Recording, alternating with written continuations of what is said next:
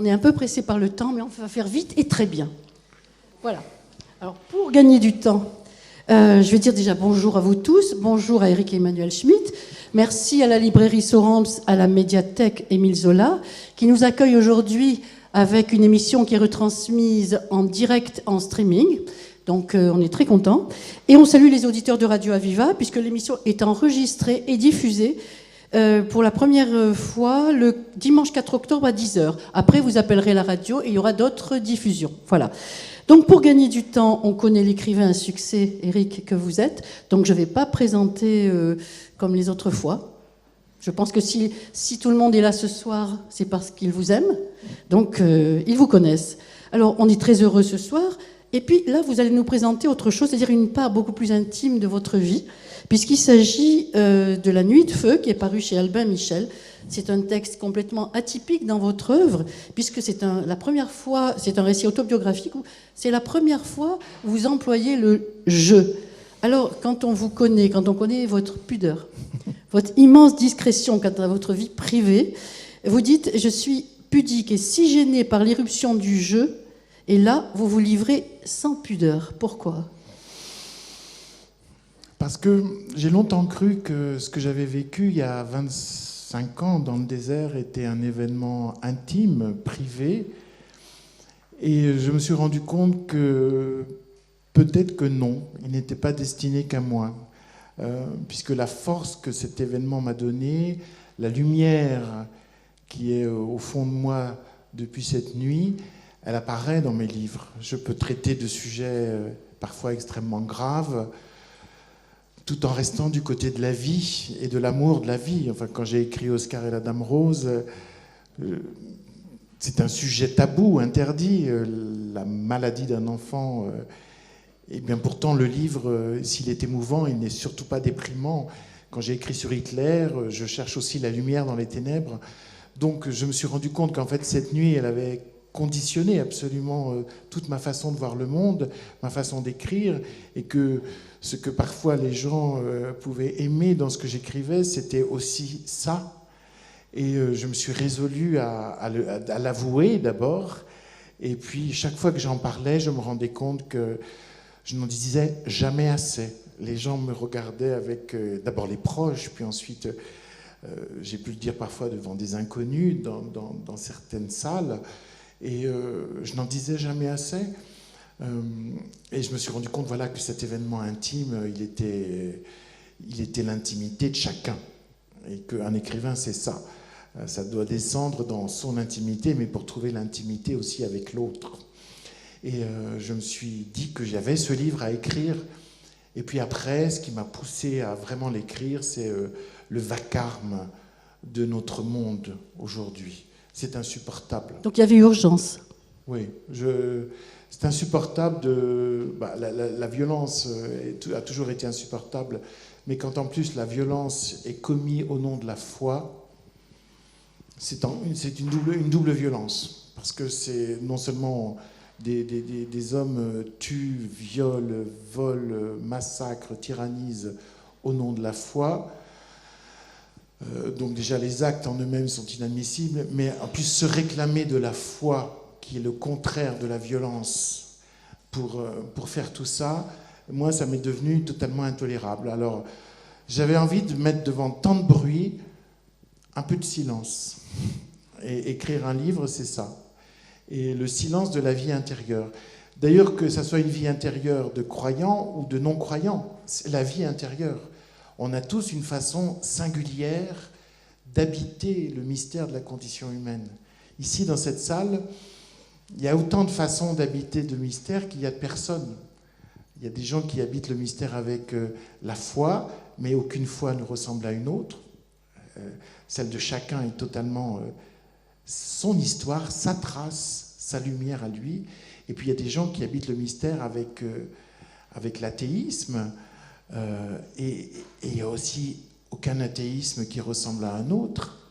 Chacun est totalement singulier avec ses propres recherches, ses propres histoires, ses propres déceptions. Alors c'est de ça, au fond, je voulais retrouver ce monde intérieur-là. Alors c'est en écrivant un récit, qui est un voyage, mais ça m'était insupportable le bruit. Alors, on comprend très bien tout ça, mais il y a aussi, vous l'avez dit, quand vous avez voulu écrire, ça a été très dur. Beaucoup, beaucoup d'émotions, vous étiez submergé à tel point qu'il y a eu 2 séjours à l'hôpital.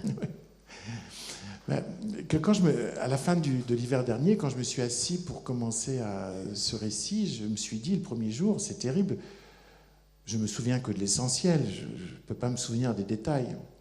Et puis, vous savez, le cerveau, c'est surprenant. Et tout d'un coup, je suis rentré dans les zones du cerveau où, en fait, je me souvenais de tout. Tout était inscrit.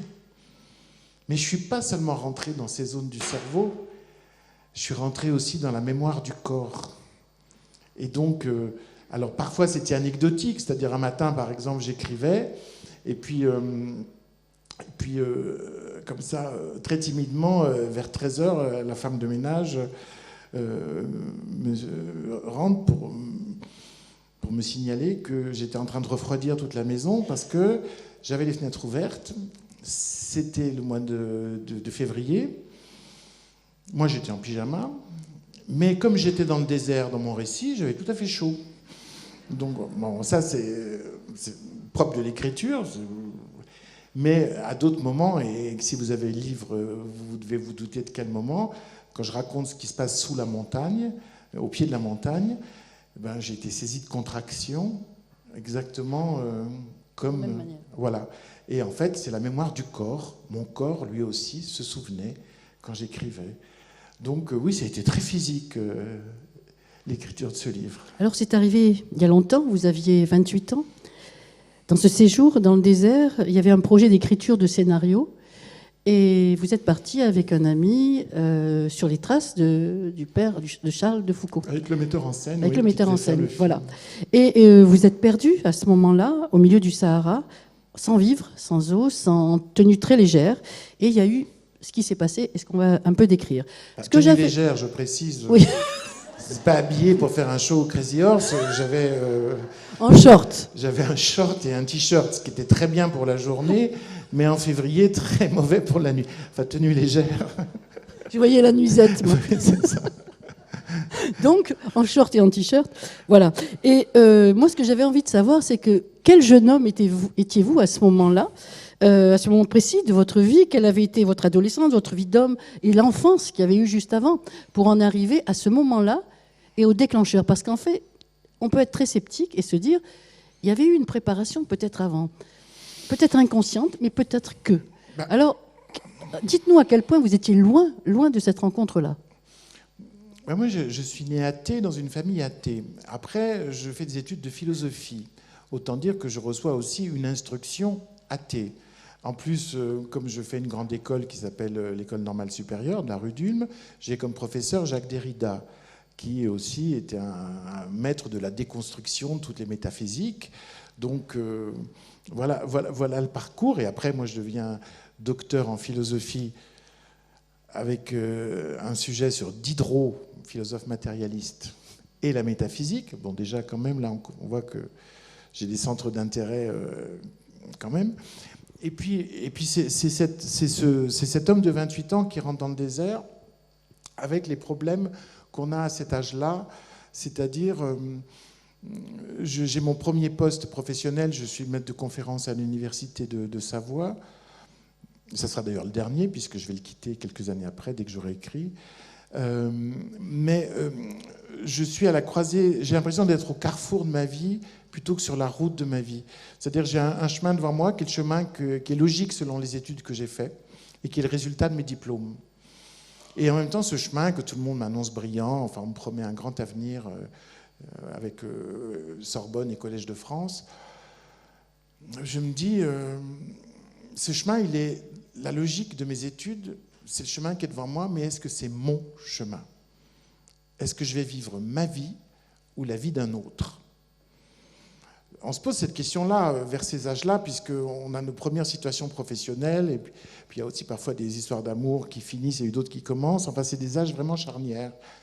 Et je rentre dans le désert un peu dans cet état-là, en me disant... Et je suis content d'entrer dans le désert à ce moment-là, parce que je me dis, une marche de 10 jours, ça va me permettre de réfléchir et de peut-être trouver l'essentiel. Et il y a d'ailleurs une phrase qui me trotte dans la tête, c'est « quelque part, mon vrai visage m'attend ». Voilà, quelque chose que vous ne cernez absolument pas. Oui, quelque part, mon vrai visage m'attend. Je projeté cette phrase dans la tête et en fait, je vais découvrir mieux que mon vrai visage, mais une fois que j'aurai découvert mieux, je saurai enfin quel est mon vrai visage. Oui. Alors le désert, tout vous invitez au dépouillement. Absolument tout. Moi, c'est une expérience que je conseille à tout le monde, le désert. Parce que c'est... Voilà, ça fait peur, hein, parce que c'est se quitter soi. C'est quitter la personne qu'on connaît dans ses habitudes, dans son contexte, dans un monde où il y a des plafonds et des sols, où il y a l'eau courante. C'est se trouver dans un monde qui n'a plus du tout de trace d'humain, un monde qui n'est plus hominisé, qui est purement naturel, sauvagement naturel, et surtout se retrouver dans un dénuement matériel total, parce qu'on n'emporte 3 fois rien dans le désert, parce qu'il faut porter. Alors c'est une grande expérience de soi, parce qu'on se dépouille. Mais je crois que parfois, pour trouver certaines choses, il faut accepter de se dépouiller et de se perdre. Alors, ce que j'ai trouvé étrange, c'est que dernièrement, par hasard, en regardant un reportage, j'ai appris qu'en hébreu, le désert se dit midbar. Et midbar, ça veut dire la parole. Et c'est très étrange, parce que ce lieu qui est le plus silencieux qui soit, le désert se dit midbar, en hébreu, le lieu de la parole, là où surgissent les mots au-delà du langage verbal, là où on est pris dans un univers qui nous dépasse. Et j'ai trouvé ça extrêmement étrange. C'est fou, parce que ça peut être une clé de lecture du livre. Oui. Oui. Ben, comme quoi, les mots ont un inconscient parfois très fort ou une sagesse qui affleure. Alors, on va parler aussi de vos compagnons de voyage. Alors, c'est pas rien, hein, quand même. Ben, comme toujours, dans un voyage en groupe, y a toutes sortes d'individus. Et vous avez un œil et un esprit très affûté envers eux. Vous avez vu que l'œil change du début du Oui. voyage à la fin. Oui. Au début, évidemment, je suis un peu dans la moquerie, parce que c'est rassurant, la moquerie. Ça permet de rester à distance. Donc, je vois surtout les défauts. Et puis après, je verrai plus la chair humaine, y compris même pour les chameaux. Les chameaux, je les vois, les dromadaires en l'occurrence, je les vois plus du tout au début comme je les vois à la fin. Oui, donc voilà, on arrive tous avec notre paquet de questions, notre paquet d'angoisse aussi dans ce désert. Et de certitude. Et de certitude aussi. Et le désert vous ramène aux questions. Parce que quand vous marchez 10 jours, de toute façon, vous marchez 10 jours en allant à Compostelle ou ailleurs, c'est toujours une expérience de marcher. Parce que progressivement, les pas et la fatigue nous emmènent vers l'essentiel. Et là, quand on est dans le désert, bien sûr, il y a des questionnements auxquels on ne peut pas échapper. Quand on est en face de cette nature réduite elle-même à l'essentiel, on se pose des questions. On se pose la question de la place de l'homme sur la Terre, du pourquoi on existe dans un monde où il n'y a quasiment pas de vie. Le soir, on reçoit le spectacle du ciel comme nulle part ailleurs. Parce que dans le désert, comme il n'y a aucune pollution lumineuse, on a vraiment l'impression qu'on peut cueillir les étoiles comme des pommes. Donc on est en face de l'infini aussi, presque un infini terrestre, mais un infini céleste. Donc forcément, il y a un questionnement existentiel et métaphysique qui vient quand on fait ces grandes marches. Et puis vous avez un beau guide saharien qui est vraiment très initié. C'est-à-dire que je le dis... Bon, d'abord, le premier guide que je vois arriver, c'est un certain Donald, qui est américain, qui ressemble à un surfeur. Et franchement, faire des milliers de kilomètres pour se retrouver devant ça, ça me décourage un peu au départ. Et puis, derrière, par contre, il y a le guide Touareg, donc un homme habillé en bleu, avec un physique très, très, très sec, très... Et un regard. Élancé, avec un regard qui voit des choses que je ne vois pas, et tout le long du voyage, le désert va lui montrer des choses que moi je ne vois pas. Il y a une vraie complicité entre vous. Je dis tout de suite que oui, c'est un coup de foudre. C'est pas un coup de foudre amoureux ni un coup de foudre d'amitié, c'est un coup de foudre envers la civilisation qu'il incarne. C'est-à-dire des hommes capables de vivre dans un univers aussi hostile et dans le dénuement matériel, tout en étant noble, joyeux, parce qu'il est très rieur, il me fait d'ailleurs des blagues, et bavard comme une pie. Vous comprenez très bien malgré la barrière de la langue. Hein. Oui, mais ça, tous les gens qui sont allés dans le désert le disent aussi. vous le disent. Dans le désert, même si on n'a pas de langue commune, on arrive à se comprendre. Puis vous êtes interpellé quand même, parce que vous le voyez prier régulièrement. Oui. Et vous êtes interpellé. Quel est le but de la prière? Est-ce que c'est d'entendre ou de se faire écouter? Oui. Est-ce que le Dieu qu'il prie existe ou pas? Oui, et puis est-ce que c'est humble ou est-ce que c'est très orgueilleux de s'adresser à Dieu? Enfin, je suis à l'extérieur. Moi, je suis à ce moment-là, je suis totalement à l'extérieur. Je ne sais pas ce que c'est qu'une prière. Et donc, je regarde ça. Et en même temps, ce que je vois, c'est que les membres de notre expédition, ils trouvent très très bien que le Touareg s'isole 5 fois par jour pour faire sa prière, alors que la Ségolène, on y arrive à cette Ségolène. Ouais, Ségolène qui est catholique, dit moi, si je m'isolais pour prier, tout le monde se foutrait de moi. Et c'est là qu'on se dit tiens, on est devenu intolérant avec les signes de la religiosité qu'on peut avoir dans notre civilisation. Et alors que quand c'est exotique, voilà, c'est sympathique. Et au fond, ça cache un grand mépris. Tout à fait. C'est-à-dire, bon, de toute façon, on s'en fout de ce que pense l'indigène. On ne va pas le mettre dans la vérité. Voilà. Puis ça fait partie du décor local. Alors, il y a donc la Ségolène, il y a Thomas, le rationaliste, botaniste. Lui, il est méprisant. Oui. Il est méprisant parce qu'il a l'impression de tout savoir. Il est dans la certitude. Oui, c'est ça. Mais je ne voudrais pas le réduire à ça, mais il est méprisant parce qu'il est tellement angoissé que... En fait, ce qui m'émeut chez lui, c'est qu'il veut toujours tout nommer. Les plantes, les objets... il est géologue en même temps. Et pour se rassurer. Les reliefs, voilà, tout nommer. Étiqueter l'infini, pour éviter l'infini, en fait. Comme si, par le fait qu'il va tout nommer, tout étiqueter, il arrivait à lutter contre la prolifération de l'infini. Donc je sens dans cette volonté de tout nommer et de tout saisir une angoisse que je respecte, parce qu'on peut tous l'avoir. Mais ça me touche et en même temps ça m'agace. Parce que il prétend tout savoir. Vous le dites, comme les hommes ne supportent pas l'ignorance, ils inventent et créent des savoirs, inventent des mythes, des dieux, un dieu, des sciences. Ne persiste qu'une ambition, celle d'expliquer. Tout cela change, mais à chaque ère, sa légende. Oui, mais c'est un sentiment que j'ai éprouvé à un moment précis du voyage, puisque c'était un voyage très intelligent. On est accompagné d'un astronome et d'un géologue, botaniste. Le géologue nous expliquait la formation des reliefs le jour et l'astronome nous expliquait la formation du ciel le soir. C'était passionnant.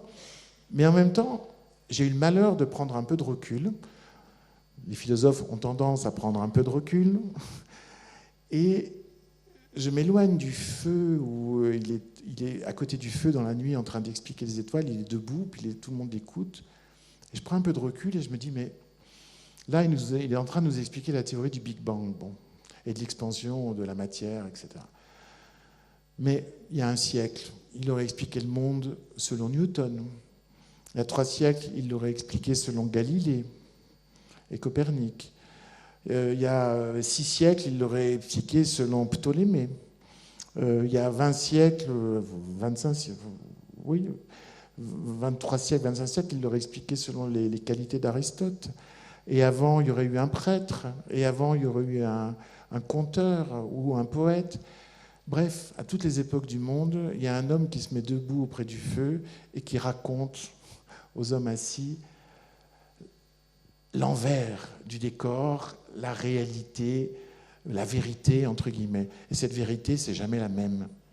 Donc du coup, ça me fait prendre du recul par rapport même au discours scientifique, en me disant finalement, logiquement, quand on connaît l'histoire des sciences, dans 2 siècles, on devrait éclater de rire quand on racontera l'histoire du Big Bang, puisque forcément, ça sera une théorie qui aura été remplacée par une autre, etc., etc., comme c'est le propre de l'histoire des sciences. Et donc, ça me met à distance de tout ça. Et du coup, je me sens très, très isolé. Je le dis, et je me sens très isolé du groupe parce que je suis l'esprit sceptique, quoi, celui qui ne croit en rien, ni en Dieu, ni en la science. D'ailleurs, entre vous, il y a des discussions extraordinaires, des sortes de joutes comme ça, philosophiques et religieuses, qui font que c'est vraiment passionnant. Mais on vous sent quand même sur un chemin, sur un cheminement. Oui. Vous avancez au fur et à mesure et votre pensée au fur et à mesure s'affine. Et à un moment donné, ça va très loin parce que vous dites, à un moment, il y a un défi. Et vous dites, s'il me cherche, qu'il me trouve, à propos de l'existence de Dieu. Et moi, j'ai cru entendre à ce moment-là un grondement de tonnerre, un peu comme le commandeur dans Don Juan. Ah oui. Vous savez, qui provoque comme ça. J'ai pensé en écrivant. Vous avez pensé à ça? J'ai pensé à Don Juan. Voilà, j'ai pensé au commandeur qui provoque. Oui, parce que Ségolène dit, elle répète la phrase qu'on connaît, de Pascal d'ailleurs, je crois, tu ne me chercherais pas si tu ne m'avais déjà trouvé. Mais je lui dis, mais moi je ne cherche pas Dieu. Je préférais que ce soit Dieu qui me cherche. Voilà. Et voilà. Je clôt la conversation comme ça, et après, quand elle s'éloigne, je regarde le désert en me disant, et s'il me cherche, qu'il me trouve. Mais un défi comme ça, en disant, de toute façon, personne ne répondra. Voilà, donc le séjour se poursuit. Vous l'avez dit, les voyageurs restent sur leur position, mais en même temps se posent beaucoup de questions, de plus en plus de questions, sans réponse, bien sûr. Et puis, il y a cette phrase qui vous tourne dans la tête, toujours, quelque part, un vrai visage m'attend. Mon vrai visage m'attend. Mon vrai visage m'attend. Et la nuit arrive, dans le Sahara, vous vous perdez. Oui, je ne saurais jamais si j'ai fait exprès de me perdre, si c'est un hasard ou si j'avais le pressentiment d'un rendez-vous. En tout cas, je me suis perdu. C'est-à-dire, une fois arrivé au sommet du mont Ararat, qui est le plus haut sommet de l'Algérie, oui, enfin du Sahara, j'annonce à tout le monde, enfin à ceux qui avaient fait l'expédition, on était assez peu nombreux, la plupart étaient restés au bivouac, dans l'Oued. J'annonce, je passe devant, oubliant totalement que je n'ai aucun sens de l'orientation. Ça ne s'est pas arrangé d'ailleurs, docteur, depuis. Je me perds partout. Mais en plus, j'aime bien me perdre. Parce qu'on trouve des tas de trucs. Bon, enfin bref. Voilà que je dévale cette montagne pendant des heures, sans me retourner, sans vérifier que les autres me suivent, sans vérifier la justesse de mon chemin. Ma conscience est descendue dans mes cuisses et mes cuisses sont heureuses et elles descendent. Voilà. Et à quel moment vous réalisez? Quand le sang me remonte des cuisses au cerveau, que je suis en bas de cette montagne, et je me dis, bah, là, après les blocs, là, il va y avoir le campement, et puis il n'y a pas le campement. Et puis derrière le bloc suivant non plus, etc. Je me retourne, je vois que personne derrière moi du groupe n'est là. J'appelle, personne ne me répond, et voilà. C'est la panique, là?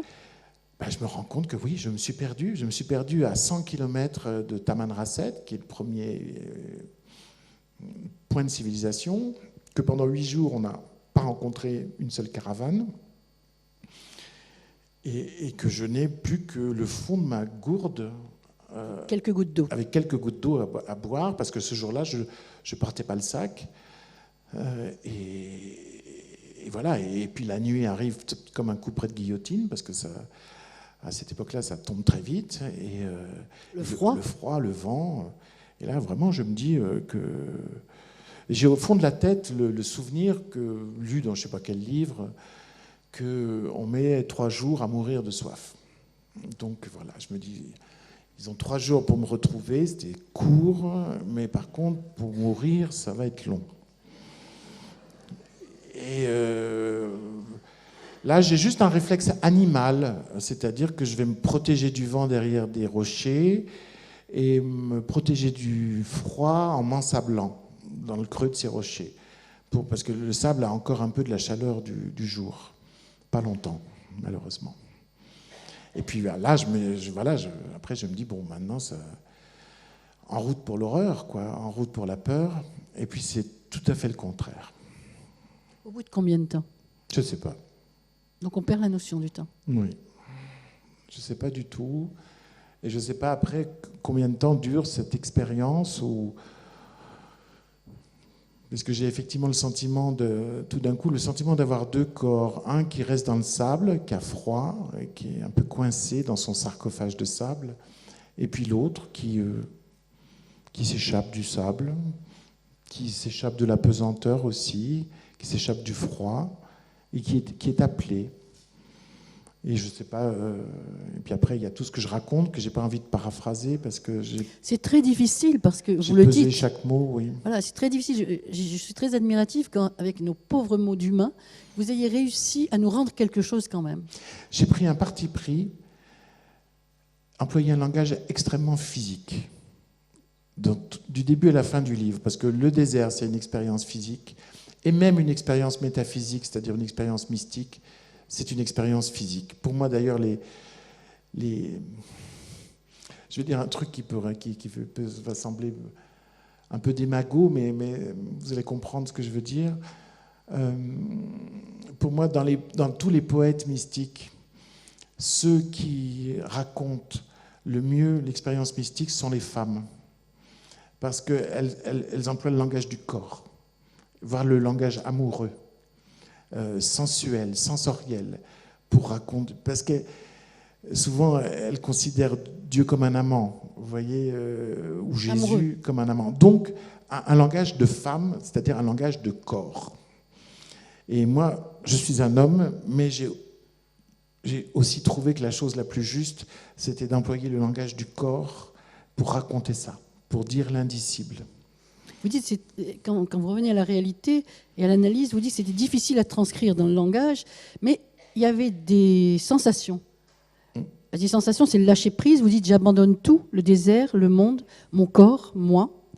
Et puis des messages, l'infini, l'invisible et les mots, tout a un sens. Je circule au sein d'un lieu sans pourquoi. Et puis, il faut, au petit matin, un peu inventorier tout ça. L'extase et la certitude qui s'imposent. Il existe. C'est ça, finalement, les mots qui subsistent. Oui. Vous dites « ravi », je suis ravi, il m'a ravi. Quel bonheur qu'il existe. Que m'a-t-il enseigné ? Tout a un sens, tout est justifié. Et ça, c'est énorme. C'est tout. Penser que tout a un sens et que tout est justifié. Mais c'est ça, avoir la foi. Et c'était pas du tout l'état où j'étais, dans lequel j'étais avant. Soyons clairs.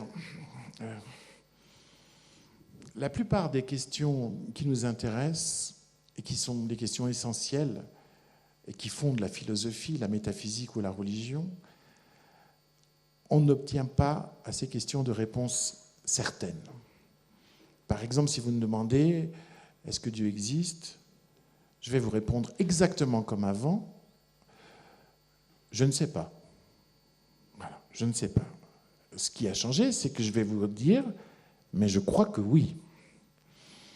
Si vous demandez à André Comte-Sponville, que vous allez interviewer la semaine prochaine, et que j'aime profondément, avec lequel on aime, tous les deux on aime échanger sur ces sujets-là. Si vous demandez à André, est-ce que Dieu existe ? Il va répondre, je ne sais pas. Mais je crois que non. Voilà. Et puis, il y a des gens qui vont dire « je ne sais pas et je m'en fous ». Les trois sont totalement légitimes. C'est-à-dire, moi, je me considère comme un agnostique croyant. Et puis, dans la salle, il y a des agnostiques athées, et puis, il y a des agnostiques indifférents. Voilà. Pour moi, le problème commence quand quelqu'un dit « je sais ». Par exemple... vous avez des philosophes qui ont cessé d'être philosophes pour devenir idéologues, qui disent « je sais ». Je sais que Dieu n'existe pas, par exemple. Là, je cite personne, mais vous voyez tout de suite... Oui. Voilà. Alors, c'est formidable. Le truc que personne n'est arrivé jamais à savoir en des milliers d'années, lui, il sait. Non, il confond croire et savoir. Voilà.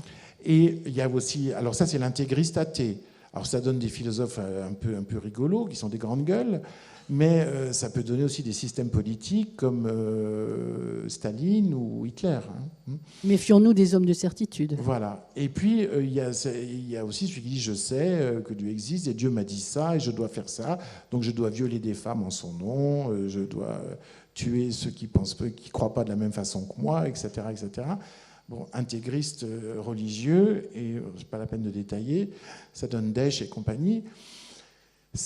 Et c'est quoi ce fanatisme? C'est une surcompensation du doute.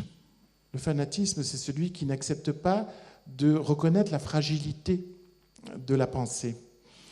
Alors moi, ma foi, elle n'est pas fragile du tout, et ma pensée, elle n'est pas fragile, mais c'est deux choses différentes. Il y a ce que je sais, et dans le domaine du savoir, je ne peux pas arriver à savoir si Dieu existe. Si Dieu était un objet de connaissance scientifique, la question de Dieu ne se poserait pas, on n'aurait pas besoin de la foi. Si Dieu se prouvait comme 2 et 2 font 4, on n'aurait pas besoin de la foi. Hein. Mais Dieu nous a laissés libres de croire ou de ne pas croire. Donc ce n'est pas décidable dans le langage de la connaissance et dans le langage de la raison, mais ça n'est pas pour cette raison-là que ça n'existe pas. C'est simplement pas appréhendable d'une façon scientifique. Alors, du coup, certains disent oui, parce que c'est pas appréhendable scientifiquement, ça n'existe pas. Ben non. L'absence de preuve n'est pas une preuve de l'absence. Ça, je le dis dans le livre. Très clair. Voilà. Ben non, l'absence de preuve n'est pas une preuve de l'absence. C'est simplement que, comme disait Blaise Pascal, Dieu ne se prouve pas, Dieu s'éprouve. C'est ce que je ne savais pas, moi, en rentrant dans le désert. Le problème de Dieu était résolu pour moi. Comme je ne pouvais pas le connaître par la raison, je laissais ça de côté. Et je ne savais pas que j'allais apprendre, entre guillemets, à le connaître d'une autre façon, par l'expérience. Et donc, c'est ça que m'a appris le désert. Donc, je ne sais rien de plus, je suis toujours ignorant sur des grands sujets, mais j'habite mon ignorance d'une façon totalement différente. C'est-à-dire aujourd'hui, quand je ne comprends pas, je fais crédit. Aujourd'hui, par rapport à la mort, je n'ai plus l'angoisse que j'avais avant. D'avant, j'étais le centre du monde. Donc forcément, ce qui pouvait arriver de pire à l'univers, c'était ma disparition. Aujourd'hui, je ne suis plus le centre. Depuis ma nuit au désert, je ne suis plus le centre. Donc, je trouve ça ridicule de penser à ça. Vous voyez et puis, je ne sais pas ce qu'est la mort, mais comme j'ai confiance et que je fais crédit, c'est forcément une bonne surprise. Voilà. Donc, tout a changé. Tout a changé. Alors justement, pourquoi vous? Vous vous êtes posé cette question-là. Pourquoi moi?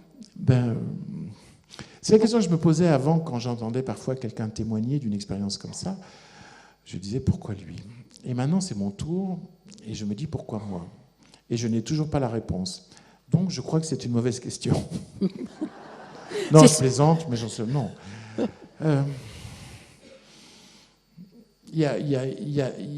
Moi, j'attends une bonne réponse. Hein. Non, mais j'ai trouvé quelque chose que je ne cherchais pas.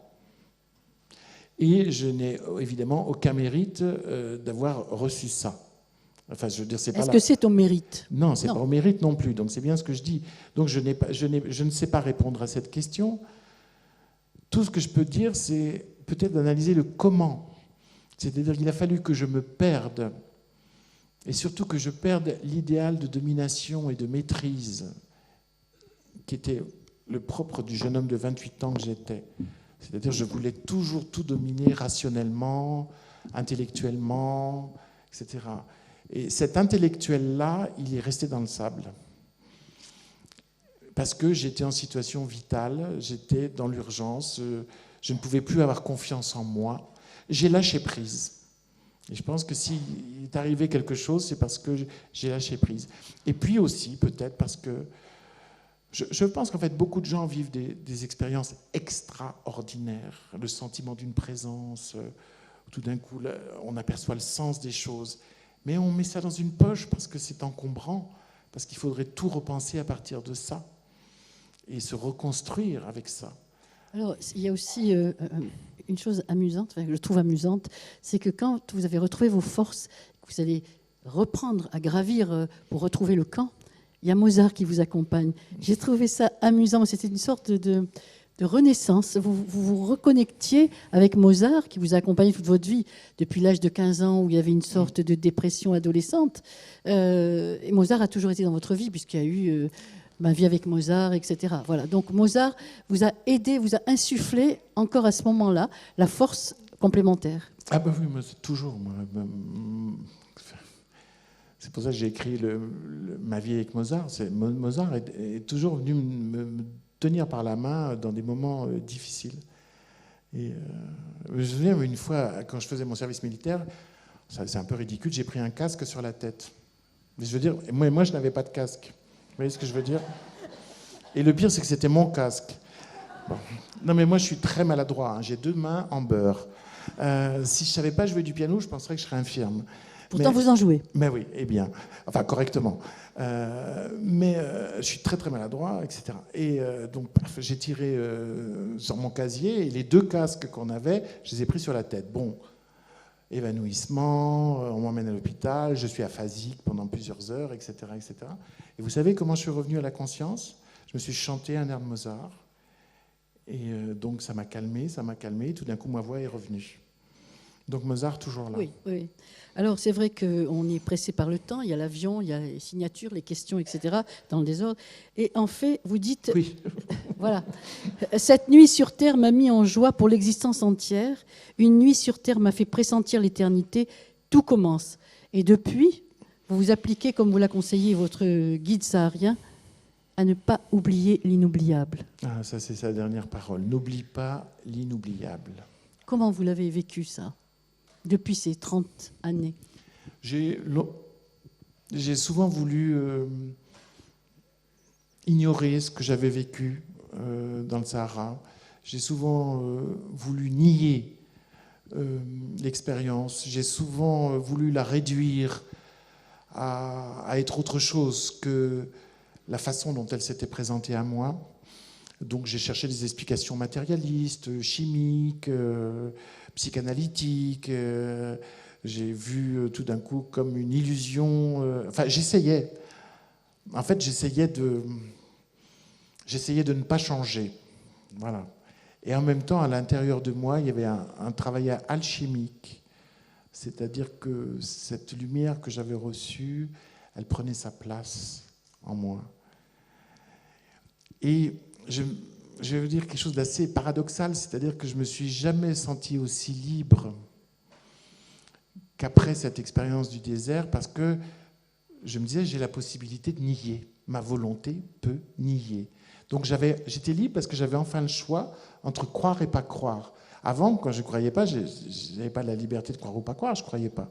Et là, tout d'un coup, j'étais en face de la liberté de croire et pas croire. Et puis tout d'un coup, je me suis rendu compte, après plusieurs mois, plusieurs années, je ne sais pas, que le meilleur usage que je pouvais faire de ma liberté, c'était de consentir au destin.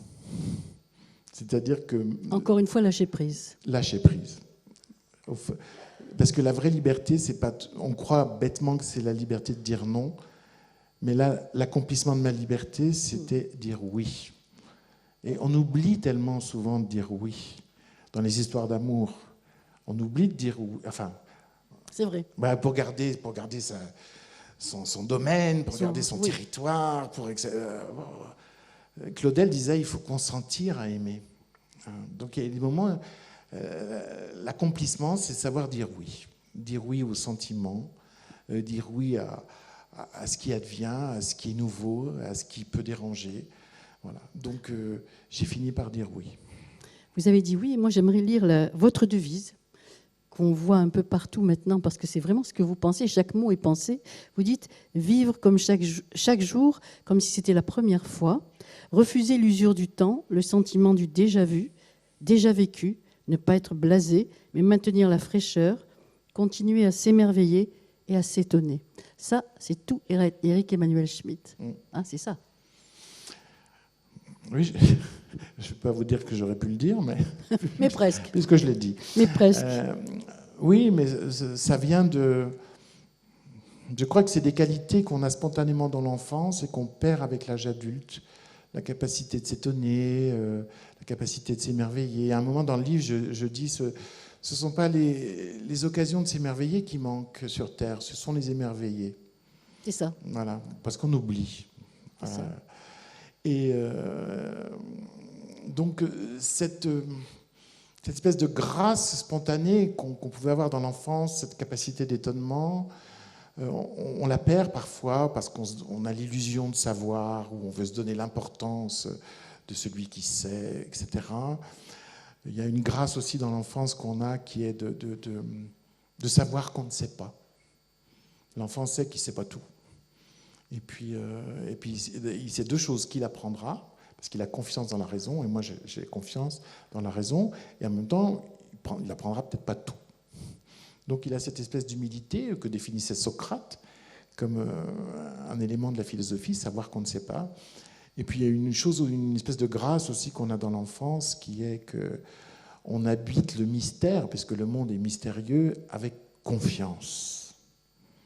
Exactement, c'est le mot que... Voilà. Confiance. Merci Éric Emmanuel Schmitt pour ce récit et pour l'universalité de ce récit, la justesse, la sincérité, l'intimité que vous nous faites partager avec l'humilité et la générosité qu'on vous connaît. Alors ce que j'allais dire, c'est que les lecteurs ne sortiront pas indemnes de ce livre-là. Chacun va poursuivre son chemin après avoir lu ce livre-là. Mais je crois que la petite lumière que vous leur avez donnée, elle les suivra assez longtemps. Merci encore. Merci.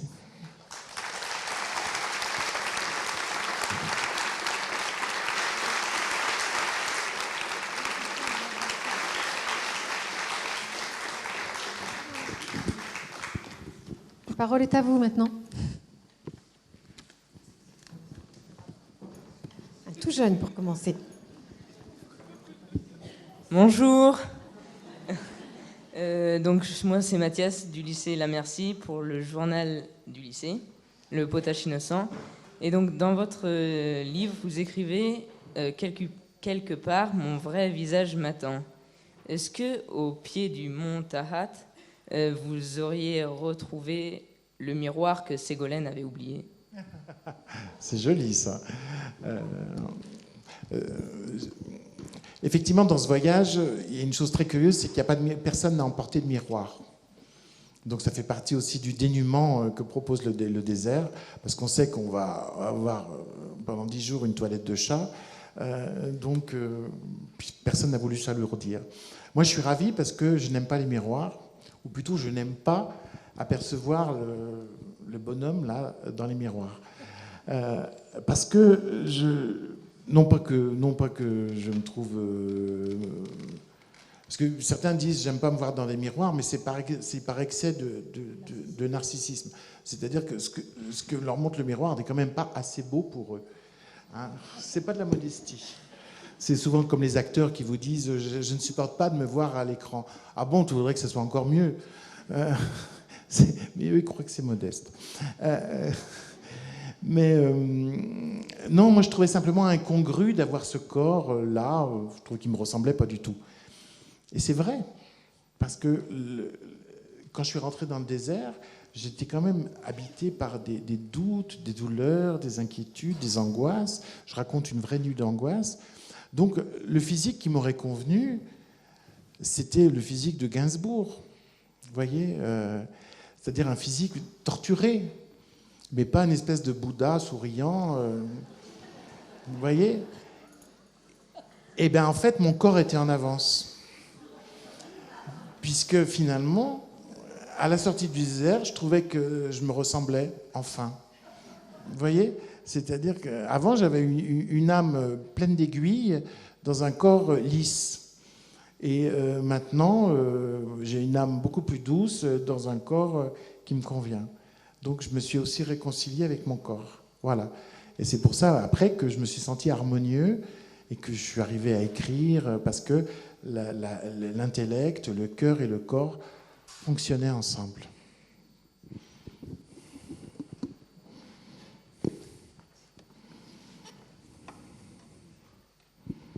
Bonsoir.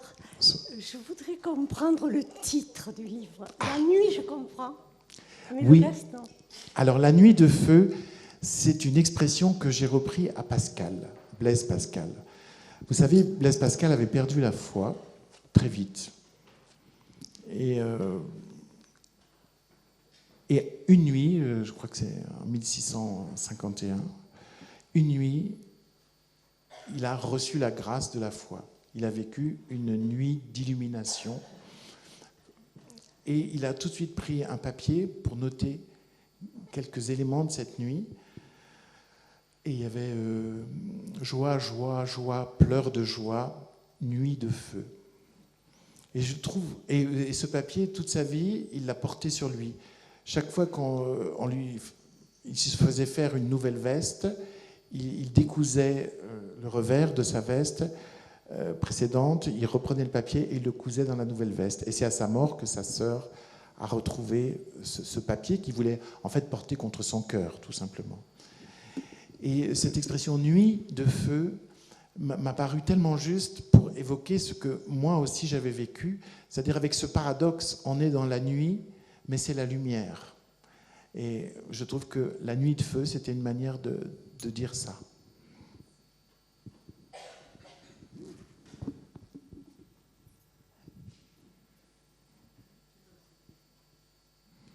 En parlant de prière, la vôtre, c'était celle de Charles de Foucault que vous avez retrouvée. Ça, c'est aussi une chose très curieuse.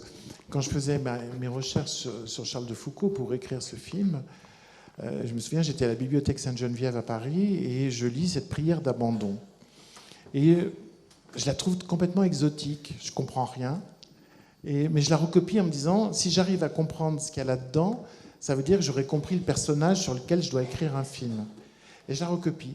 Et puis, dans le désert, je glisse cette lettre, cette prière dans un des livres que j'avais emmené. Et tout d'un coup, qu'est-ce qui se passe quand on me retrouve après cette disparition et que je rentre au camp, je sors cette prière, je la lis et ça y est, je la comprends. Chaque mot aurait pu être écrit par moi. Chaque mot est comme une espèce c'est comme la pluie qui arrive dans le désert. Tout est juste, tout est... Donc j'ai le sentiment que soit je me suis donné rendez-vous 5 mois avant en écrivant cette prière et en étant capable de la comprendre que 5 mois plus tard, soit carrément je dis, est-ce que je ne suis pas manipulé par une main très très sûre qui depuis le début m'emmène d'étape en étape. Je ne saurais jamais. À la lecture, on sent un fil comme ça. Monica. Toute vie peut être lue sous l'angle du destin. Et moi, j'ai fait en sorte que dans le livre, on puisse voir l'angle du destin. C'est-à-dire, il y a une main très sûre qui, un jour, fait que je reçois un coup de fil en me disant « Vous voulez écrire un film sur Foucault ?» Je l'écris, je parle dans le désert. Et tout d'un coup, à 28 ans, exactement au même âge que lui, dans les lieux où il a accompli sa spiritualité, je ressens la même illumination que lui. Et puis, cette prière, je la comprends. Enfin, c'est très troublant. Mais en même temps, on peut lire l'histoire comme une histoire de la volonté, jusqu'à ce que la volonté s'affaisse et rende des armes. Et puis, on peut voir une succession de hasards, comme dans toute vie. Qu'est-ce qui, dans notre vie... On ne peut pas savoir. On peut faire des lectures de chacune de nos vies selon l'angle du destin, de la liberté ou du hasard. Une question. Pardon. Oui. Oui, vous avez évoqué André Comte-Sponville, avec qui vous avez de l'amitié. Vous avez évoqué Bouddha en vous regardant dans la glace. Et articulez bien, hein, Bouddha. Et tout ce que vous avez dit, aujourd'hui, je n'ai pas encore lu votre livre, évoque beaucoup la littérature zen. Donc, est-ce que vous avez une connaissance ou une pratique par rapport au zen ? Alors, quand je suis rentré du désert, je me suis mis à lire les grands poètes mystiques de plusieurs traditions spirituelles, dont évidemment les traditions asiatiques, hindouistes, etc. Et oui, je connais, bien sûr. Et je dirais qu'on diffère juste sur la façon de nommer les choses. C'est-à-dire ce que je décris, l'extase, puis, etc. Et tout d'un coup, moi, j'indique une fusion dans quelque chose. Et la seule différence, c'est que dans le zen, on dira dans le rien. Et tandis que pour moi, j'ai eu le sentiment que c'était dans le plein. Mais je crois que ce n'est qu'une façon de parler, dans les deux cas. Voilà.